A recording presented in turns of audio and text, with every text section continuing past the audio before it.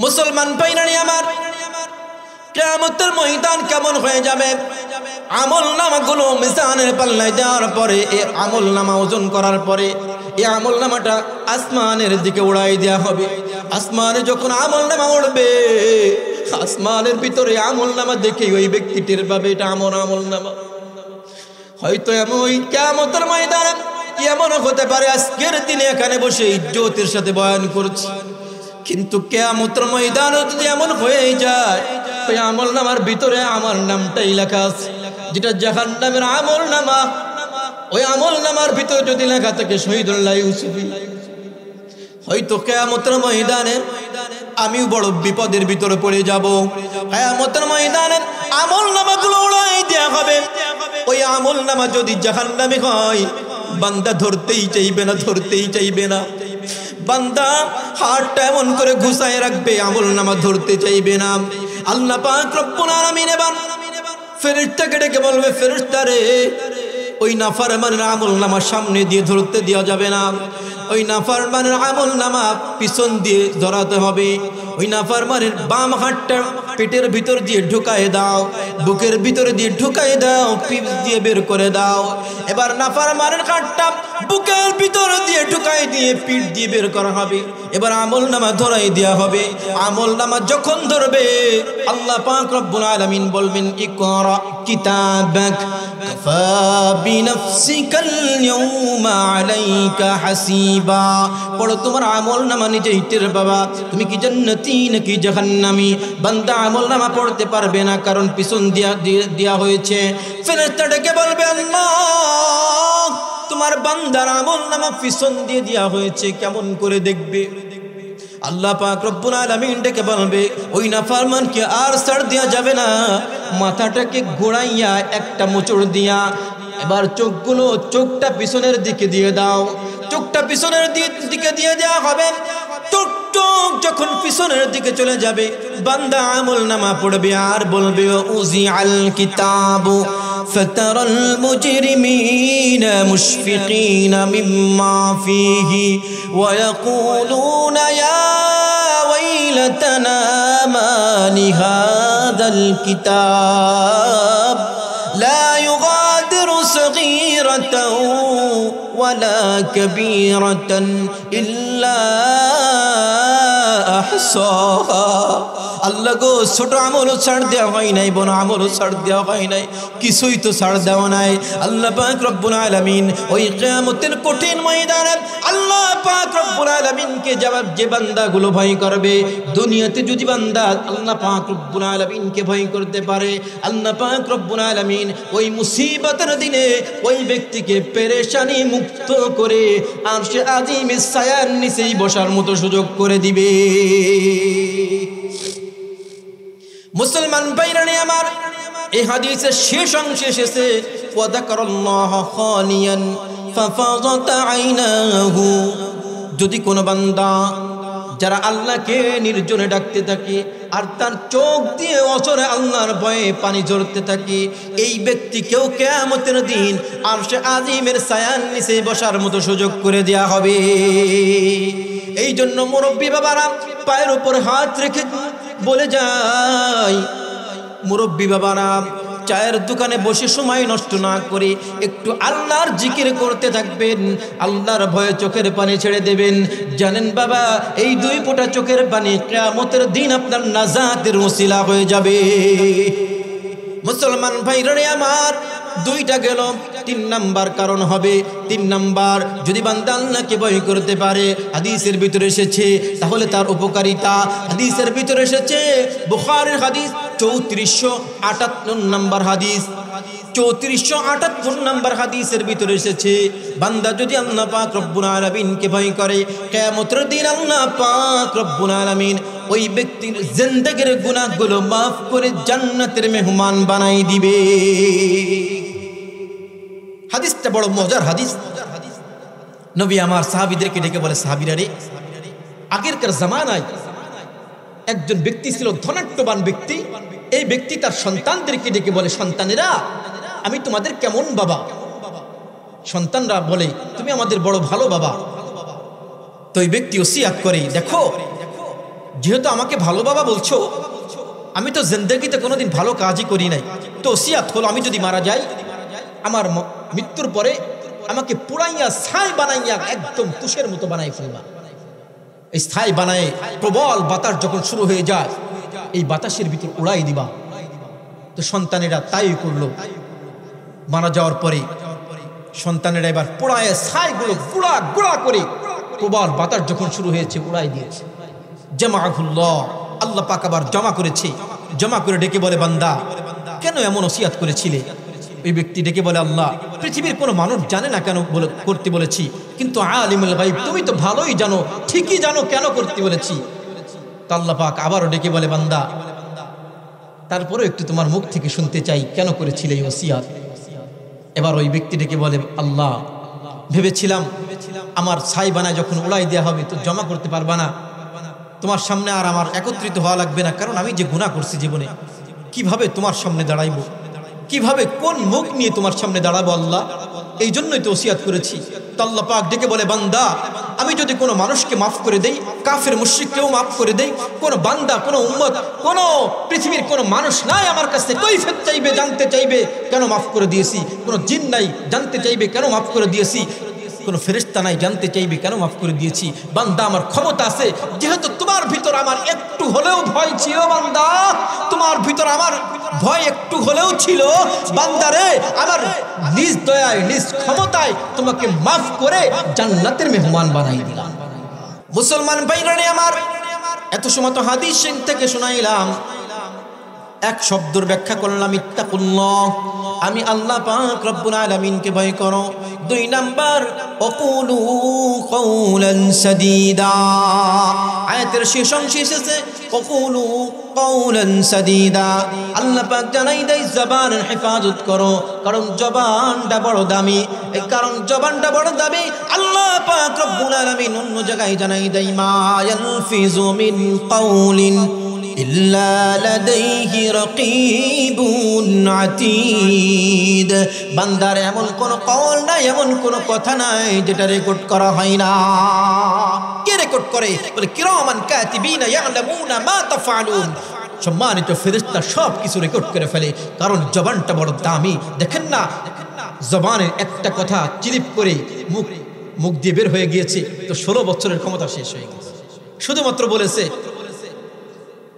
যে মুক্তিযোদ্ধার নাতিনরা উঠা পাবে না, তো রাজাকারের বাচ্চারা পাবে, রাজাকারের নাতিনরা পাবে। শুধু একটা কথা, এইটাই তো সূত্রপাত ছিল। কথা বলেন না কেন? এটাই তো সূত্রপাত ছিল। 16 বছরের রাজত্ব শেষ এক কথার কারণে।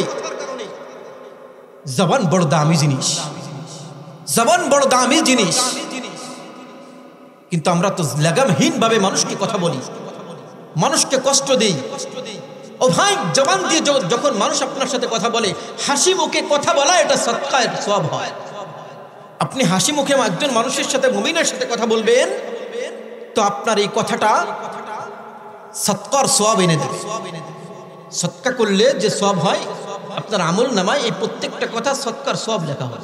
মাইয়াজমাল্লি মা বাইনা লাহিয়াইহি ওয়া মা বাইনা রিজলাইহি আজমাল লাহুল জান্নাহ। নবী আমার জানাই দাও উম্মতিরা রে, 2টা অঙ্গের হেফাজতের দায়িত্ব যদি তুমি আমাকে দিতে পারো, জবানের হেফাজত করবা, লজ্জা স্থানের হেফাজত করবা, বান্দারে 2টা অঙ্গের হেফাজতের দায়িত্ব যদি তুমি নিতে পারো, তাহলে আমি তোমাকে জান্নাতে ঢোকানোর জিম্মাদারি নিয়ে নিব। 2টা অঙ্গের জিম্মাদারি যদি আমি নিতে পারি, তাহলে নবী জানাই দেয়, তাহলে তোমাকে জান্নাতে ঢুকানোর জিম্মাদারি আমি নিব। এর জন্য পারবো না ইনশাআল্লাহ। যতক্ষণ যা কিছু আলোচনা করলাম, 3টা বিষয় নিয়ে আমি আলোচনা করেছি। আল্লাহকে ভয় করলে, আল্লাহর ভয় সম্পর্কে আলোচনা, মেন আলোচনার উদ্দেশ্য ছিল আল্লাহর ভয় নিয়ে, এটাই টার্গেট নিয়ে আলোচনা করেছি। আলোচনা যদি আল্লাহ পাক রব্বুল আলামিনকে ভয় করি, তাহলে উপকারিতা কয়টা? কথা বলেন কয়টা? 3টা। 1 নাম্বার কি? সহিহ ইবনে হিব্বানের 640 নম্বর হাদিস বলেছি, আল্লাহ পাক রব্বুল আলামিনকে যদি বান্দা দুনিয়াতে ভয় করে, আমানতুহু ইয়াউমাল কিয়ামা, কিয়ামতের দিন আল্লাহ পাক তাকে পেরেশানি মুক্ত করে দিবে। 1 নাম্বার নিরাপত্তা দান করবে। 2 নাম্বার বুখারী 660 নম্বর হাদিস বলেছি, যদি কোনো বান্দা আল্লাহকে ভয় করে তাহলে আরশে আজিমের ছায়ার নিচে বসার সুযোগ পেয়ে যাবে। 2 নাম্বার।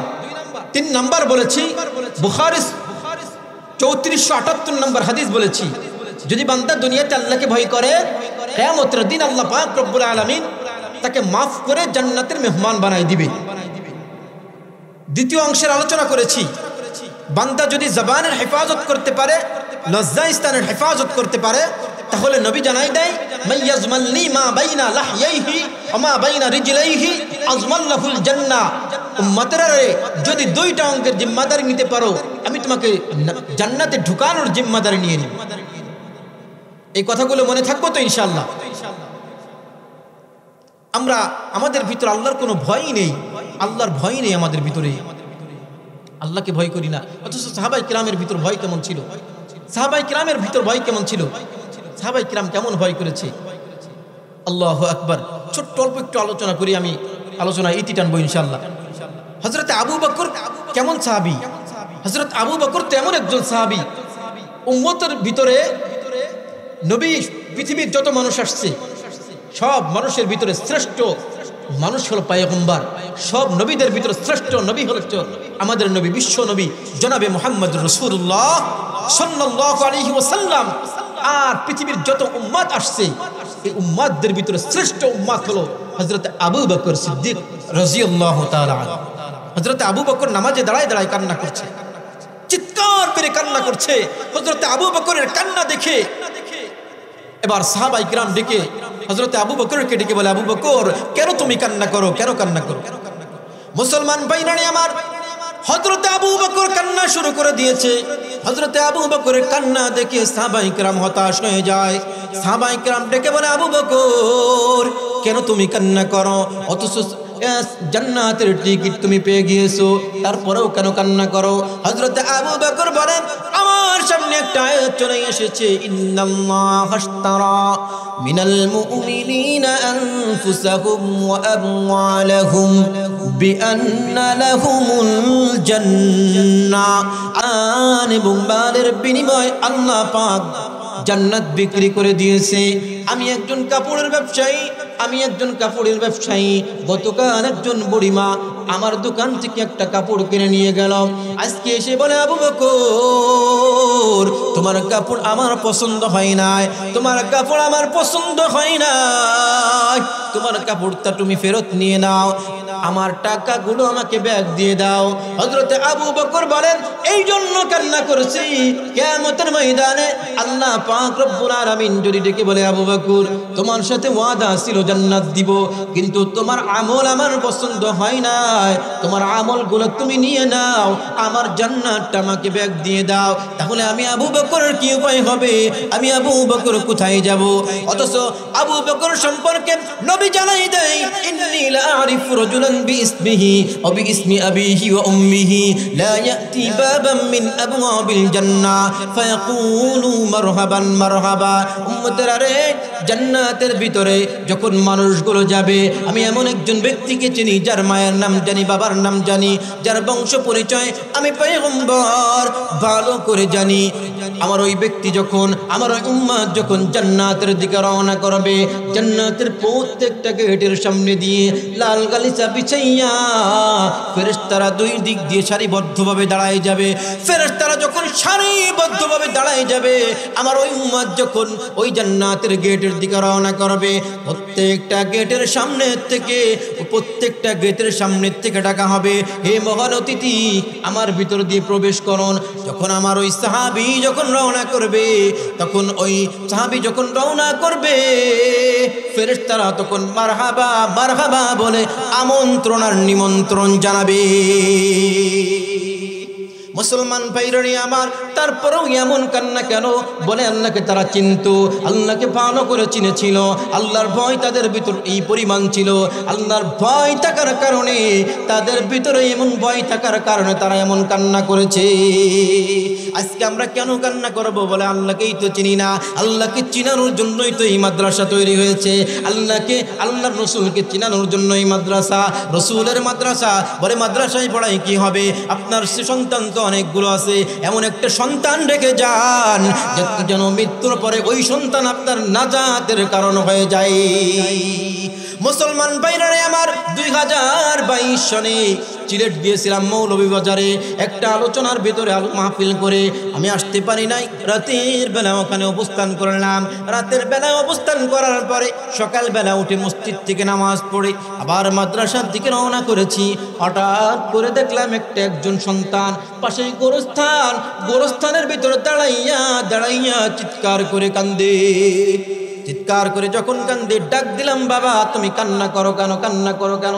এবার ওই সন্তান ডেকে বলে, হুজুর গতকাল আপনি মাতা পিতা সম্পর্কে আলোচনা করেছেন, আমি তো এমন একজন সন্তান, আমার বাবা অনেক আগে ইন্তেকাল করেছে, আমি একজন এতিম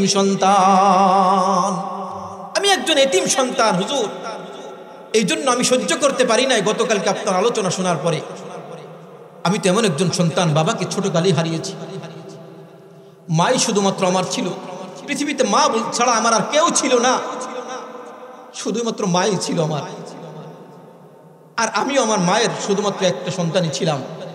পৃথিবীতে আমার কোনো ভাই বোন নেই, আমার দাদি দাদা নেই, নানারা নেই, নানি নেই, মামারা নেই, কেউ নাই। আমার মা এই পাশে একটা বাজারে সকালবেলা ঝাড়ু দিত আর চায়ের দোকানে পানি এনে দিত। এই চায়ের দোকানে পানি দিয়ে যে টাকা দিত, এটা দিয়ে আমাদের সংসার চলছিল। একটা সময় তো এমন হলো, প্রতিদিন দেখতাম আমার মা আসরের নামাজের পরে, যেহেতু আমার মার আমি ছাড়া কেউ নেই, তো আমার মা প্রতিদিন আসরের পরে একটা রুটি নিয়ে কাপড়ের নিচে করে আমার মা আমাকে খাওয়ানোর জন্য গেটে এসে বসে থাকতো। আর আমি প্রতিদিন আসরের নামাজের পরে গেটে যাইতাম মাদ্রাসা, তো আমার মা ছিঁড়ে আমার মুখে দিত, আমি খাইতাম, আমার মা চলে যেত। মাঝে মাঝে আমার মা এসে আমাকে গোসল করাই দিয়ে দিত।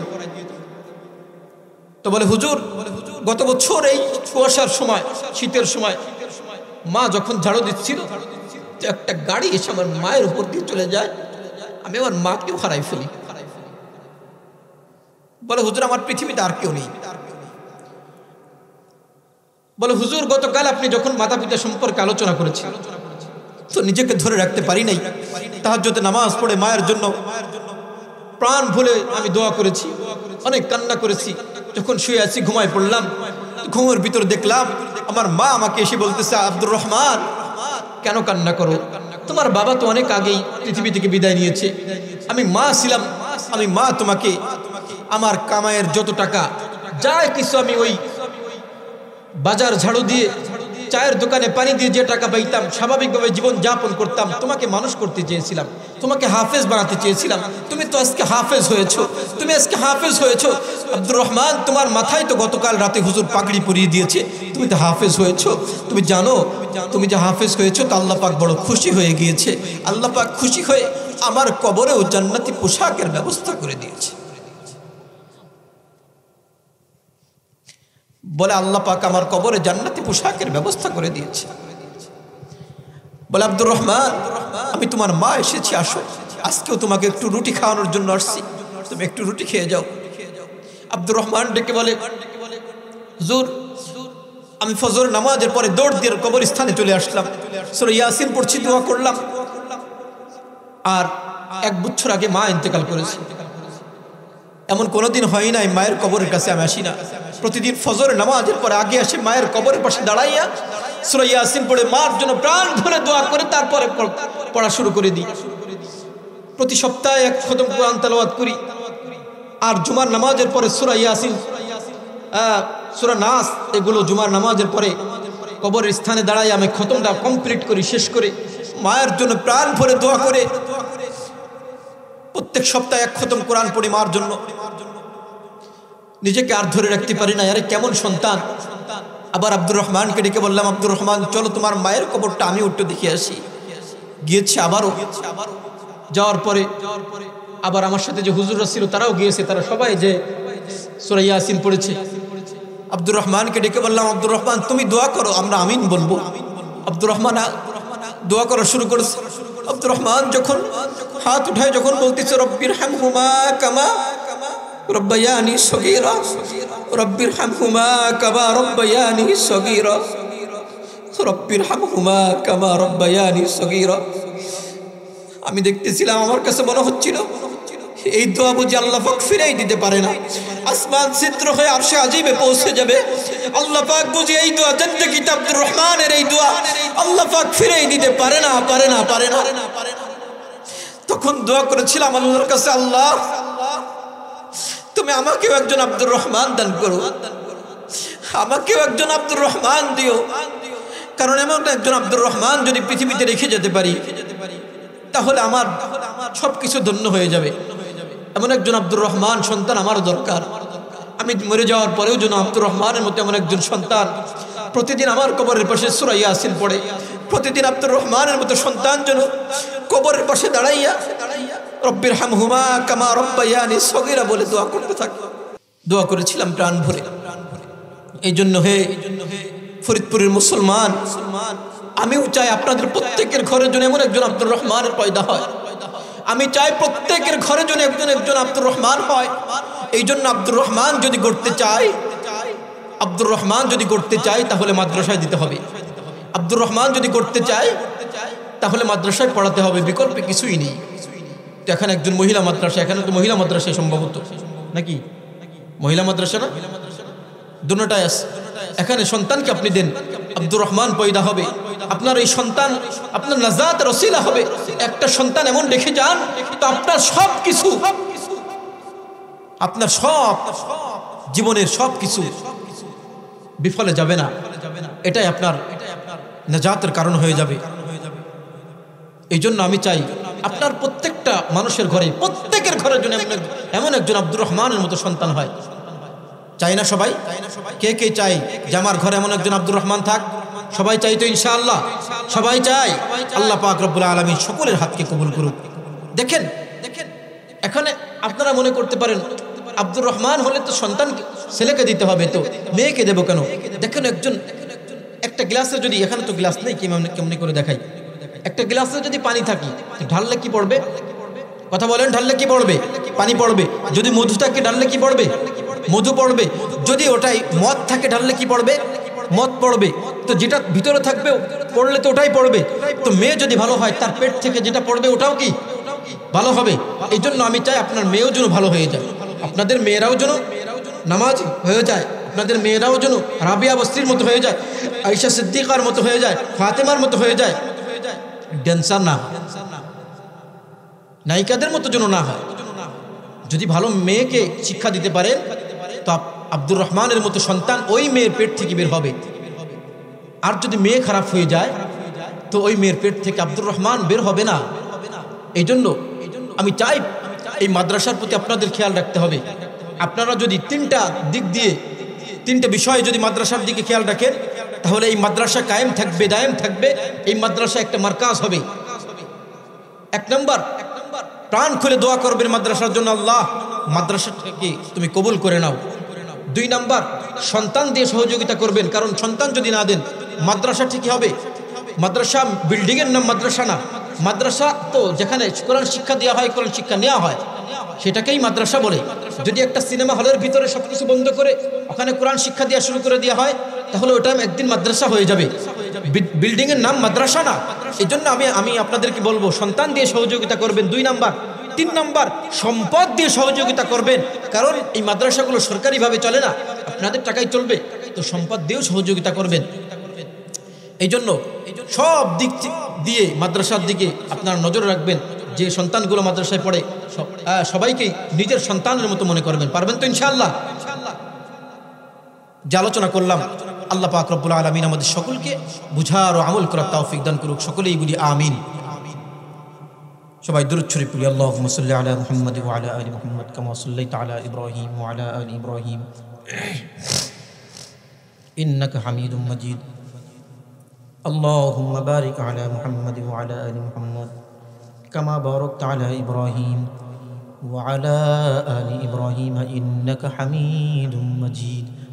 সবার জন্য দোয়া করব। মাদ্রাসার হাফেজ নজরুল ইসলাম অত্যন্ত মহব্বতের মানুষ, অনেকবার ফোন করেছে, তেনার জন্য দোয়া করব, তেনার আব্বা আম্মার জন্য দোয়া করব, সন্তানের জন্য দোয়া করব। আল্লাহ পাক যেন এই মাদ্রাসাকে অনেক বড় মাদ্রাসা হিসেবে কবুল করে এজন্য দোয়া করব। মাদ্রাসার প্রত্যেকটা সন্তানকে যেন আল্লাহ পাক সাহাবায়ে কেরামদের মতো কবুল করে নেয়, আব্দুর রহমানের মতো কবুল করে নেয়। সবাই দোয়া করবো ইনশাআল্লাহ। এখানে যারা আসি মুরব্বী বাবারা, তাদের জন্য দোয়া করবো, আব্বা আম্মাদের জন্য দোয়া করবো, যারা অসুস্থ তাদের জন্য দোয়া করবো, সবার জন্য সবাই দোয়া করবো। আল্লাহ পাক যেন আমাদের সকলকে মাফ করে দেয়।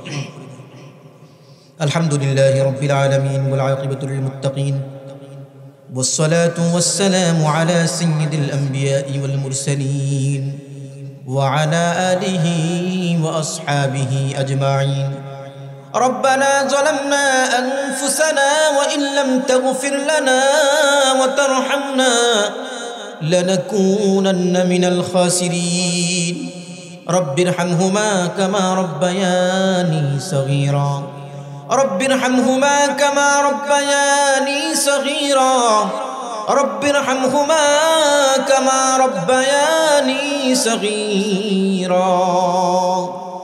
অদয়ার মালিক, কুদরতের নজর দিয়ে দেখো, আয় আল্লাহ ফরিদপুরের জমিনে, আয় আল্লাহ মুরব্বী বাবারা কোরআনের মহব্বতে গভীর রাত পর্যন্ত বসে আছে। আয় আল্লাহ মেহেরবানি করে জিন্দেগির গুনাহগুলো ক্ষমা করে দাও। আয় আল্লাহ ভিক্ষুক যখন ভিক্ষা করতে যায়, খালি ব্যাগ নিয়ে যায় রাতের বেলা, সন্ধ্যার সময় ব্যাগটা ভর্তি করে ঘরে ঢুকি। আয় আল্লাহ আমরা কিন্তু খালি ব্যাগ নিয়ে আসি নাই, গুনাহ ভরে নিয়ে এসেছি। আয় আল্লাহ মেহেরবানি করে গুনাহগুলো তুমি রেখে দাও। আয় আল্লাহ তোমার ভয় নিয়ে আলোচনা হয়েছে, আয় আল্লাহ তোমার ভয় প্রত্যেকের দিলের ভিতরে ঢোকায় দাও। আয় আল্লাহ আমরা জিন্দেগিতে তোমার হাবিবকে কোনোদিন দেখি নাই। আয় আল্লাহ কত কাফের মুশরিকরা দেখেছি, দান দান শহীদ করে দিয়েছে, তায়েফের ভূমি রক্তে রঞ্জিত করেছে। প্রিয় জন্মভূমি মায়ের দেশ, বাবার দেশে থাকতে দেই নাই আবু জেহেলেরা। তোমার হাবিবের প্রেমে পড়েন কত সাহাবায়ে কেরাম জীবন বিসর্জন দিয়েছে, স্ত্রী বিধবা করেছে, সন্তানদেরকে জনমের মতো এতিম করে দিয়েছে। আয় আল্লাহ আমরা হতভাগা মুসলমান, তোমার হাবিবের জন্য কিছুই করতে পারি নাই। তবে মাবুদ সুদূর বাংলাদেশের এক প্রান্তে বসে আয় আল্লাহ ফরিদপুরের জমিন থেকে তোমার হাবিবের জন্য দুরূদ ও সালাম পেশ করেছি। মেহেরবানি করে সোনার মদিনায় পৌঁছায় দাও। আয় রব্বে করিম, আয় আল্লাহ একবার হলেও তোমার হাবিবের রওজার পাশে যাওয়ার মতো সুযোগ করে দাও। আয় আল্লাহ যদি নসিবই না থাকে, ঘুমের ঘরে স্বপ্নের ভিতরে তোমার হাবিবের চাঁদ চেহারাটা দেখায় দাও। আয় আল্লাহ তাও যদি নসিবই না থাকে, কঠিন মুসিবতের দিনে আয় আল্লাহ তোমার হাবিবের হাউজে কাউসার সহ সুপারিশ আমাদের সকলের নসিবি করে দিও। আয় আল্লাহ এখানে মুরব্বী বাবারা অনেকেই হাত তুলেছে, মেহেরবানি করে জিন্দেগির গুনাহগুলো ক্ষমা করে দাও। আয় আল্লাহ অনেকে এখানে এমন রয়েছে যারা বাবাকে হারিয়েছি, মাকে হারিয়েছি। হায় আল্লাহ ওই আব্বা আম্মাকে মাফ করে দাও। আয় আল্লাহ কবরখানি জান্নাতের টুকরা বানায় দাও। রব্বে করিম, আয় আল্লাহ আমাদের আব্বা আম্মা যারা অসুস্থ সুস্থ করে দাও। রব্বে করিম আত্মীয় স্বজন আপনজন যারা অসুস্থ সুস্থ করে দাও। আয় আল্লাহ পর্দার আড়ালে আমার মা বোনেরা হাত উত্তোলন করেছি, মা বোনদের আয় আল্লাহ নেক মাকসাদ পূর্ণ করে দাও। যারা অসুস্থ সুস্থ করে দাও। আয় আল্লাহ ফ্যামিলির ভিতর শান্তির ব্যবস্থা করে দাও, ফ্যামিলি থেকে অশান্তি দূর করে দাও। আয় আল্লাহ শান্তি দূর করে দাও, শান্তির ফয়সালা করে দাও আল্লাহ। আয় আল্লাহ মাদ্রাসাকে কবুল করে নাও, মাদ্রাসার প্রত্যেকটা ছাত্রকে তুমি কবুল করে নাও। আয় আল্লাহ এই মাদ্রাসাকে তুমি দ্বীনের এক বিশাল মার্কাজ হিসেবে কবুল করে নাও। আয় আল্লাহ হাফেজ নজরুল ইসলাম আমার বন্ধুবর, আয় আল্লাহ অনেকবার বারবার ফোন করেছে, কত দূর এসেছি, সুস্থ আছে কিনা আয় আল্লাহ যোগাযোগ করার চেষ্টা করেছে। মালিকরে মেহেরবানি করে তার হায়াতে বারাকা দান করে দাও। আয় আল্লাহ তার মা শুনেছি অসুস্থ, আল্লাহ সুস্থ করে দাও। রব্বে করিম ফ্যামিলিতে যারা অসুস্থ আছে সুস্থ করে দাও। আর আল্লাহ জিন্দেগির গুনাহগুলো ক্ষমা করে দাও, আমাদের অভাব দূর করে দাও, পেরেশানি দূর করে দাও আল্লাহ। আয় আল্লাহ ইজ্জত দান করো, বেইজ্জতি থেকে হেফাজত করো, সব ধরনের বালা মুসিবত থেকে হেফাজত করো। রব্বে করিম, আয় আল্লাহ কৃষক ভাইরা অনেকে শ্রম দিয়ে আল্লাহ সারাদিন কাজ করে গভীর রাত পর্যন্ত বসে রইল তোমার কোরআনের মহব্বতে। আল্লাহ মেহেরবানি করে ওই বাবাদেরকে, ওই ভাইদেরকে তুমি কবুল করে নাও। আল্লাহ তাদের ফসলে বারাকা দিয়ে দাও, আল্লাহ কামাইতি বারাকা দিয়ে দাও। রব্বে করিম তোমার হাবিবের তুফাইল দোয়া মোনাজাত কবুল করে নাও। সুবহানা রাব্বিকা রব্বিল ইজ্জাতি আম্মা ইয়াসিফুন ওয়া সালামুন আলাল মুরসালিন ওয়ালহামদুলিল্লাহি রাব্বিল আলামিন।